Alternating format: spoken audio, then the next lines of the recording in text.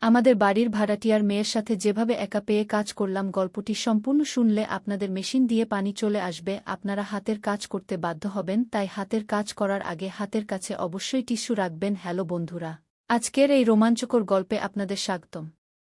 আমার নাম রিঙ্কু এবং আমার বয়স ২০ বছর।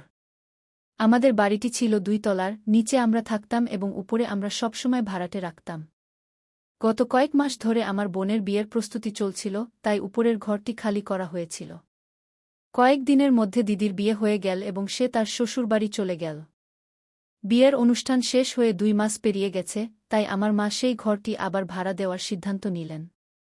প্রতিদিন অনেক লোক সেই ঘর দেখতে আসছিল, কিন্তু আমার মা সিদ্ধান্ত নিয়েছিলেন যে তিনি শুধুমাত্র একটি পরিবারকেই ঘর দেবেন, কারণ কলেজের ছাত্রদের ভাড়া দিলে তারা অনেক শোরগোল করে এবং সময়মতো ভাড়াও দেয় না।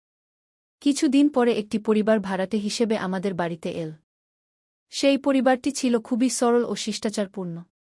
তাদের মধ্যে ছিল মা-বাবা এবং নিশা নামের তাদের মেয়ে। নিশার বয়স কিছুটা বেশি ছিল, কিন্তু সে ছিল খুবই মেধাবী ও গুণবতী। তার পড়াশোনা করে কোনো উচ্চপদে চাকরি পাওয়ার খুব ইচ্ছা ছিল, তাই সে এখনও বিয়ে করেনি। তার মা-বাবা তাকে কয়েকবার বিয়ের জন্য বলেছিলেন, কিন্তু সে সবসময় বলত, প্রথমে আমাকে একটা ভালো চাকরি পেতে দাও, তারপর আমি বিয়ের কথা ভাবব। নিশার মা-বাবাও তার স্বপ্নকে সমর্থন করতেন। নিশা সত্যিই খুব পড়ুয়া মেয়ে ছিল, সে প্রতি বছর কলেজে টপ করত। নিশা তার পড়াশোনায় এতটাই মগ্ন থাকত যে কখনো কখনো আমারও তার উপর গর্ব হতো। অন্যদিকে আমি গত ১-২ বছর ধরে পরীক্ষার প্রস্তুতি নিচ্ছিলাম। আমার গ্র্যাজুয়েশন শেষ হয়ে গিয়েছিল, কিন্তু কিছু প্রযুক্তিগত সমস্যা, বিশেষ করে ইংরেজির কারণে আমার পড়াশোনায় অনেক সমস্যা হচ্ছিল। এক সন্ধ্যায় আমি এবং আমার মা বাড়িতে বসে টিভি দেখছিলাম, এমন সময় নিশা আমাদের বাড়িতে এল।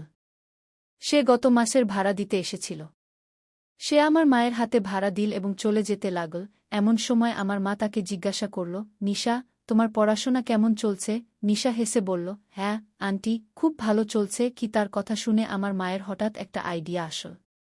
সে বলল, নিশা, আমাদের রিঙ্কুও পরীক্ষার প্রস্তুতি নিচ্ছে, কিন্তু তার ইংরেজিতে একটু সাহায্য দরকার।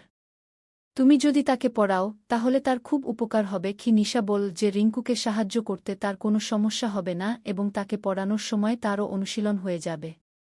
আমার মা তখনই ঠিক করলেন যে আগামীকাল থেকে রিঙ্কু তার কাছে আসবে এবং সে তাকে পড়াবে। নিশা বলল, ঠিক আছে আন্টি।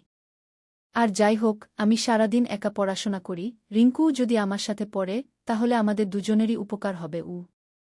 পরের দিন নির্ধারিত সময় অনুযায়ী আমি কিছু বই নিয়ে নিশার কাছে গেলাম।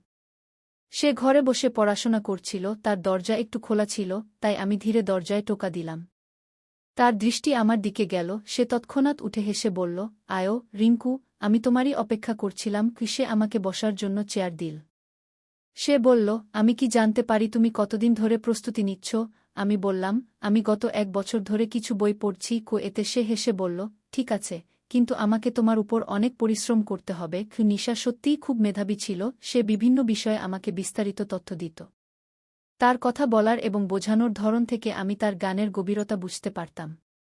একদিন আমি তাকে বললাম, নিশা, আমার এই সব বিষয়ে খুব কম ধারণা আছে। সে বলল, তুমি চিন্তা করো না, আমি ধীরে ধীরে তোমাকে সব শিখিয়ে দেব, তারপর তুমিও আত্মবিশ্বাসের সাথে পড়াশোনা করতে পারবে। নিশা বাড়িতে একা থাকত, কারণ তার মা-বাবা দুজনেই সকালে কাজে চলে যেতেন এবং সন্ধ্যায় বাড়ি ফিরতেন।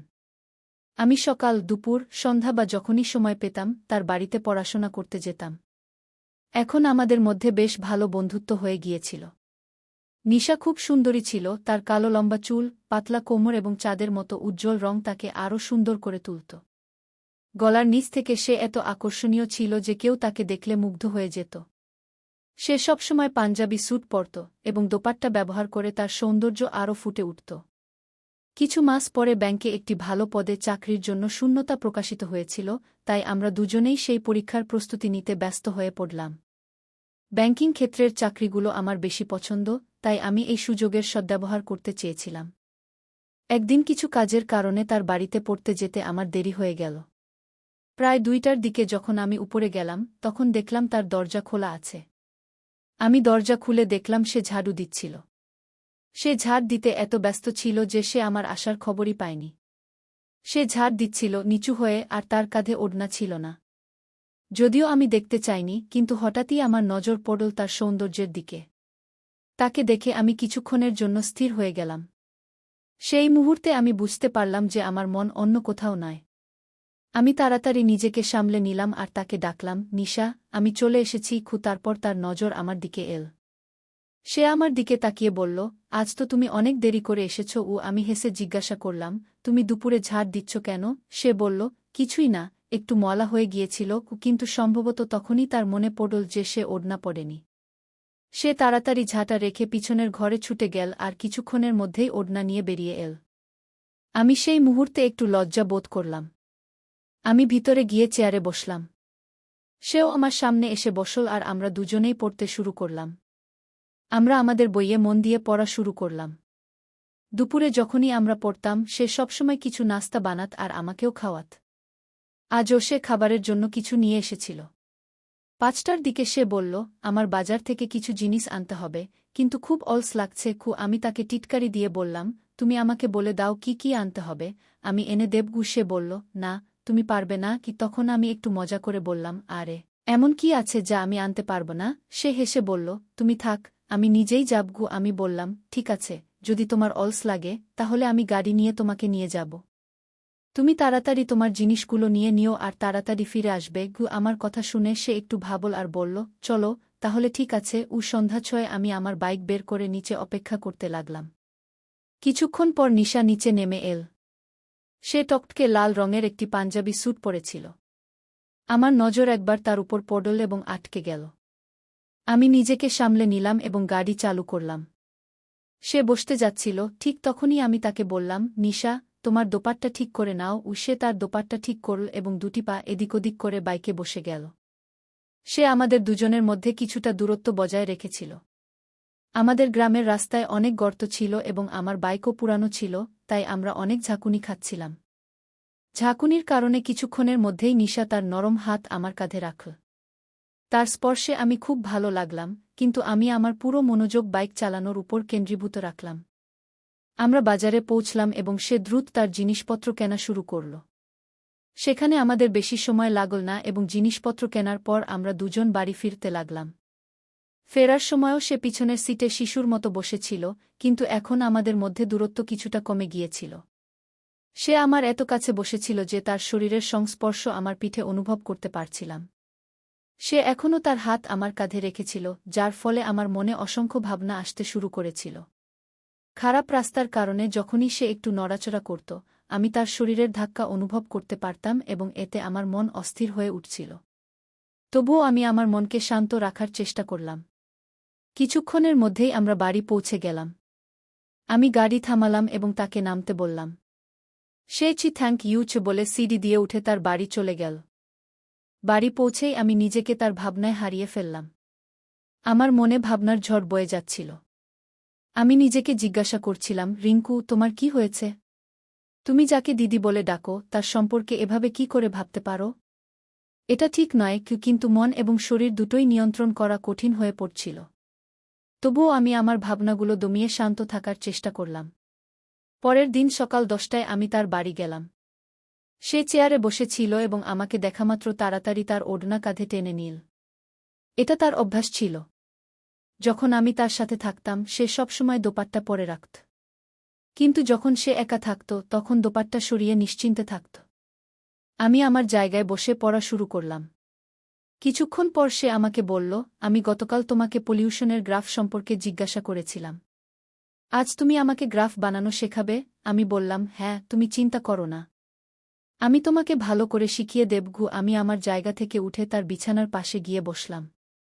সে গ্রাফ বানানোর চেষ্টা করছিল কিন্তু বারবার ভুল করছিল। আমি বললাম, এটা এভাবে নয়। পেন্সিল এদিকে আনো, আমি বানিয়ে দেখাই। আমি তার পেন্সিল নিয়ে আমার বইতে গ্রাফ বানিয়ে দেখালাম। সে অবাক হয়ে বলল, রিঙ্কু, তুমি তো খুব ভালো করে বানিয়েছ। আমি কতবার চেষ্টা করেছি, কিন্তু পারিনি। আমি হেসে বললাম, আমি তো তোমাকে বলেছিলাম একটু চর্চা করলে তুমিও পারবে। সে আবার বানানোর চেষ্টা করল, কিন্তু এবারও পারল না। সে কিছুটা হতাশ হয়ে আমার দিকে তাকিয়ে বলল, রিঙ্কু, আমাকে ভালো করে শেখাও না কি? তার কণ্ঠের মিষ্টতা এবং মুখের মায়াময় ভাব দেখে আমার কিছু বিশেষ অনুভূতি হল। আমি একটু হেসে বললাম, ঠিক আছে, তাহলে আমরা এভাবে করি। এখন আমি তোমার হাত ধরে শেখাব। তার সম্মতিতে আমি তার বাঁ দিকে বিছানায় বসলাম। সে দেয়ালের দিকে একটু সরে গিয়ে আমাকে আরামে বসার জায়গা দিল। আমি তার হাতে পেন্সিল দিয়ে বললাম, এখন তুমি ধীরে ধীরে হাত নাড়াও। সে তার হাত সঠিক অবস্থানে রাখল এবং আমি তার হাতে হালকাভাবে সাহায্য করে পেন্সিল চালানো শুরু করলাম। যত আমি তার হাত নাড়াচ্ছিলাম, আমার কনুই তার গলার নিচের অংশ স্পর্শ করছিল। আমি চেষ্টা করলাম যেন এমন না হয়, কিন্তু এড়ানো কঠিন ছিল। এত কিছুর পরও সে আমাকে কিছু বলল না, কিন্তু তার স্পর্শের প্রভাব আমার মনে গভীরভাবে পড়ছিল। আমি বললাম, যদি হাত খুলে দেওয়া হয় তাহলে সহজ হবে। ঠিক তখন পেন্সিলের মুখ ভেঙে গেল। আমি তার হাত থেকে আমার হাত সরিয়ে নিয়ে বললাম, একটু অপেক্ষা করো, আমি কিচেনে গিয়ে পানি খেয়ে আসি। আমি কিচেনে গিয়ে ঠান্ডা পানি খেলাম, কিন্তু পানি খাওয়ার পরও আমার হৃদস্পন্দন শান্ত হল না। তার প্রতিটি পদক্ষেপ এবং প্রতিটি আচরণের খবর আমার মনে ছিল। ঠিক তখনই রুম থেকে আওয়াজ এল, রিঙ্কু, দ্রুত এসো। এত সময় কেন লাগাচ্ছ? এটা শুনে আমি আবার তার কাছে গেলাম। সে একটি নতুন পেন্সিল নিল এবং তা ভালো করে শান দিল। আমি আবার তার হাতে আমার হাত রাখলাম এবং গ্রাফ বানানো শুরু করলাম। সে চুপ ছিল, কিন্তু তার শ্বাসের ধ্বনি স্পষ্ট শোনা যাচ্ছিল। আমি ধীরে ধীরে তার দিকে তাকালাম এবং দেখলাম সে তার চোখ বন্ধ করে রেখেছে। আমি তাকে জিজ্ঞাসা করলাম, কি হয়েছে? তুমি চোখ বন্ধ করে রেখেছ কেন? তোমার ঘুম পাচ্ছে নাকি? সে চমকে উঠে চোখ খুলে বলল, সরি রিঙ্কু, আমার মন অন্য কোথাও চলে গিয়েছিল। আমি আবার তার হাত ধরলাম, কিন্তু এবার আমার মন আরও অন্যদিকে ছুটছিল। আমার আঙুলগুলি হালকাভাবে তার আঙুল স্পর্শ করল এবং অজান্তেই আমি আমার আঙুলগুলি তার আঙুলের মধ্যে জড়িয়ে দিলাম। সে কিছু বলল না, কিন্তু তার মুখের অভিব্যক্তি থেকে বোঝা যাচ্ছিল যে সে এই অনুভূতি উপভোগ করছে। তার শ্বাসের গতি বেড়ে গিয়েছিল এবং তার হালকা কাঁপুনি আমি স্পষ্ট দেখতে পাচ্ছিলাম। আমি এখন আমার আঙুলগুলি নাড়াচাড়া শুরু করেছিলাম। তার চোখে হালকা উদ্বেগ এবং অজানা আকর্ষণ দেখা যাচ্ছিল। সে মৃদু কণ্ঠে বলল, রিঙ্কু, দয়া করে এমন করো না। তার কথায় কিছুটা বিভ্রান্তি ছিল, কিন্তু তার চোখে ছিল এক ভিন্ন অনুভূতি। ঠিক তখনই সে আমাকে তার দিকে টেনে নিল। তার এই আচরণে আমি কিছুটা বিব্রত বোধ করলাম, কিন্তু তার চোখের সেই অনুভূতি আমাকে থামতে দিল না। সেই মুহূর্তে আমরা দুজন একে অপরের মধ্যে এমনভাবে হারিয়ে গিয়েছিলাম যেন সমস্ত অতীত পিছনে পড়ে আছে এবং আমরা শুধু সেই মুহূর্তেই বেঁচে আছি। ঠিক তখনই আমার নজর পড়ল খোলা জানালার দিকে। আমি ধীরে ধীরে তাকে বললাম, জানালা খোলা আছে, আগে এটি বন্ধ করো। সে হালকা হেসে বলল, তোমার এখনও জানালায় দেখা যাচ্ছে। তার চোখে আমি ভালোবাসা দেখতে পাচ্ছিলাম। বাইরে তীব্র বাতাস বইছিল, কিন্তু সেই ঘরে আমাদের মধ্যে অনুভূতির ঝড় বয়ে যাচ্ছিল। কিছুক্ষণ পরে যখন আমি সচেতন হলাম, আমি খুব লজ্জা পেতে শুরু করলাম। যা কিছু ঘটেছিল তা আমার মনকে গুলিয়ে দিয়েছিল। নিশা নিঃশব্দে সেখান থেকে উঠে পড়ল এবং রান্নাঘরে ছুটে গেল। তার আচরণ থেকে বোঝা যাচ্ছিল যে সেও কিছুটা বিব্রত বোধ করছে। আমি কিছুক্ষণ সেখানে দাঁড়িয়ে থাকলাম। আমি নিজেকে সংযত করতে অনেক চেষ্টা করলাম এবং কিছু না বলে আমার বই সেখানেই রেখে বাড়ির দিকে ছুটে গেলাম। যখন আমি বাড়ি পৌঁছলাম, মা বাথরুমে কাপড় ধুচ্ছিলেন। নলের জল পুরো বাড়িতে প্রতিধ্বনিত হচ্ছিল। আমি সরাসরি শোয়ার ঘরে গেলাম। বিছানায় শুয়ে ছাদের লাগানো ঘূর্ণায়মান পাখার দিকে তাকালাম। পাখা যেমন গোল গোল ঘুরছিল, তেমনি আমার চিন্তাগুলিও ঘুরছিল। আমি অজান্তেই চোখ বন্ধ করলাম এবং কিছুক্ষণ পরে ঘুমিয়ে পড়লাম। কয়েক ঘণ্টা পরে যখন আমি জেগে উঠলাম, বাইরে অন্ধকার হয়ে গিয়েছিল। আমার মনে আবার নিশার কথা আসতে শুরু করল। সে কি অনুভব করেছিল? সে কি খারাপ লাগছে? আমি সব কিছুর দোষ নিজের উপর চাপাচ্ছিলাম। তার নির্দোষ মুখ এবং শান্ত অভিব্যক্তি বারবার আমার মনে আসতে লাগল। ঠিক তখনই মায়ের কণ্ঠ শোনা গেল, বেটা, আর কতক্ষণ ঘুমাবে? সন্ধ্যা হয়ে গেছে। আমি হঠাৎ করে উঠে পড়লাম এবং পরের ঘরে চলে গেলাম। মা বললেন, কি হয়েছে? তুমি এতক্ষণ কেন ঘুমাচ্ছিলে? গত রাতে ঘুম আসেনি নাকি? আমি ইচ্ছাকৃতভাবে হেসে বললাম, হ্যাঁ মা, গত রাতে ভালো ঘুম হয়নি, তাই দিনে ঘুমিয়ে নিলাম। পরের দুদিন আমি নিশার বাড়ি যাইনি এবং সেও আমাকে ডাকেনি। আগে যখনই আমি তার বাড়ি যেতাম না, সে সবসময় আমাকে ডাকত। কিন্তু এবার সে চুপ ছিল। এসব কিছু আমাকে খুবই বিচলিত করছিল। আমি আমার বেশিরভাগ সময় বাড়িতেই কাটাচ্ছিলাম। মা একবার জিজ্ঞাসা করলেন, কি হয়েছে? দুদিন ধরে তুমি পড়াশোনা করতে নিশার কাছে যাচ্ছ না?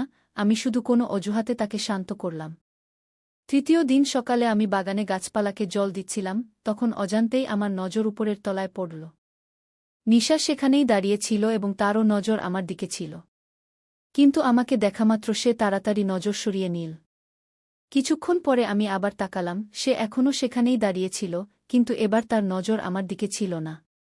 ঠিক তখনই আমার মা বাইরে বেরিয়ে এলেন এবং তার নজর নিশার উপর পড়ল।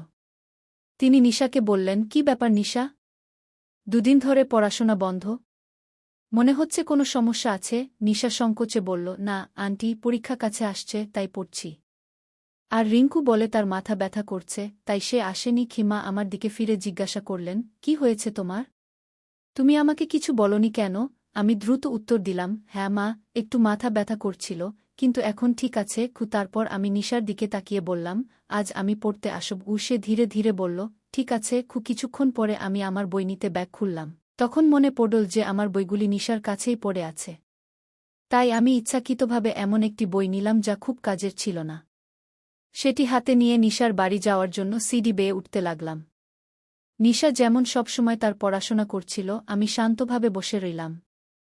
আমি তার দিকে তাকালাম এবং বললাম, নিশা গু। কিন্তু সে তখনও তার পড়ালেখায় ব্যস্ত ছিল। আমি আবার ডাকলাম, হ্যাঁ বলো রিঙ্কু, কি কথা? আমি কিছুটা নার্ভাস হয়ে বললাম, সেদিন যা হয়েছিল তার জন্য আমি দুঃখিত। নিশা হালকা হাসি দিয়ে বলল, কোনো কথা নেই রিঙ্কু। তুমি সে বিষয়ে বেশি ভেবো না। যা হবার তা হয়ে গেছে। এখন সব ভুলে পড়ায় মন দাও। নিশার এই বুদ্ধিমত্তা আমাকে খুবই হালকা করে দিল এবং এতে তার প্রতি আমার সম্মান আরও বেড়ে গেল। আমি চুপচাপ পড়া শুরু করলাম। কিছুক্ষণ পর সে বলল, রিঙ্কু, তুমি সে বিষয়ে বেশি ভেবা না। আগামী মাসে আমাদের পরীক্ষা দিতে হবে। এখন শুধু নিজের পড়ায় মন দাও। এবার আমাদের পাস করতে হবে। এরপর আমরা দুজনেই সত্যিই মন দিয়ে পড়া শুরু করলাম। সে আমাকে সবভাবে সাহায্য করত এবং উৎসাহ দিত। কিন্তু আমার মনে তার প্রতি অনুভূতি বাড়তেই থাকল। সে আমার খুব পছন্দ হয়ে গেল। পরীক্ষার আর মাত্র 7 দিন বাকি ছিল। সেদিন আমি নিশার কাছে গেলাম এবং সাথে একটি গোলাপ ফুল নিয়ে গেলাম। পড়ার সময় আমি অনেক ভেবেছি যে তাকে ফুল দেব কিনা। শেষে সাহস করে আমি তাকে গোলাপ ফুল দিলাম। সে নিচে তাকিয়েছিল, কিন্তু যখন সে আমার হাতে গোলাপ দেখল, তার মুখে হালকা হাসি ফুটে উঠল। সে হেসে বলল, থ্যাংক ইউ, এবং আমার হাত থেকে ফুল নিল। তার প্রতিক্রিয়া দেখে আমার আত্মবিশ্বাস বেড়ে গেল। আমি সাহস করে বললাম, নিশা, আমি তোমাকে কিছু বলতে চাই। আমি বয়সে তোমার থেকে কিছু বছর ছোট, কিন্তু তুমি আমার খুব পছন্দ হয়ে গেছ। নিশা কিছুক্ষণ ভেবে শান্ত স্বরে বলল, রিঙ্কু, আমিও তোমাকে পছন্দ করি। এ কথা শুনে আমার হৃদয় আনন্দে ভরে গেল। আমি নিজেকে সপ্তম আকাশে অনুভব করছিলাম। আমি আনন্দে নিশাকে জড়িয়ে ধরলাম। কিন্তু নিশা তাৎক্ষণিকভাবে গম্ভীর হয়ে বলল, রিঙ্কু, আমাদের এখন পরীক্ষা নিয়ে চিন্তা করা উচিত। পড়ালেখা শেষ হলে আমরা আবার এই বিষয়টি নিয়ে আলোচনা করতে পারি। এরপর আমরা আরও কঠোর পরিশ্রম করতে শুরু করলাম। আমরা দুজনেই পরীক্ষায় অংশগ্রহণ করলাম এবং ভালো ফলাফল অর্জন করলাম। কয়েকদিন পরে আমাদের পরিবারগুলো উভয়ই ভর্তি হওয়ার কনফার্মেশন পেল। আমাদের মা-বাবা খুব খুশি ছিলেন। আমার বাবা বললেন, নিশাকে ধন্যবাদ জানাতে হবে। যদি সে না থাকত, তাহলে তুমি এমন ভালো ফলাফল করতে পারতে না। এই সময় আমার মা একটানা মজা করে বললেন, তিনি আর কেউ নন, নিশা আমাদের বাড়ির বউ হবে আর রিঙ্কু তার স্বামী হবে। তোমরা কেন তাকে দিদি ডাকছ? এই কথায় আমাদের দুই পরিবারের সবাই হাসতে শুরু করল। আমি বাইরে চলে গেলাম এবং নিশা লজ্জায় ঘরে ঢুকে পড়ল। এইভাবেই আমাদের সুন্দর গল্পের এক নতুন অধ্যায় শুরু হল। বন্ধুরা, তোমরা মনে হয় আমাদের আজকের ছোট গল্পটি কেমন লাগল? দয়া করে কমেন্টে জানান এবং ভিডিওটির লাইক দিন, চ্যানেলটি সাবস্ক্রাইব করুন।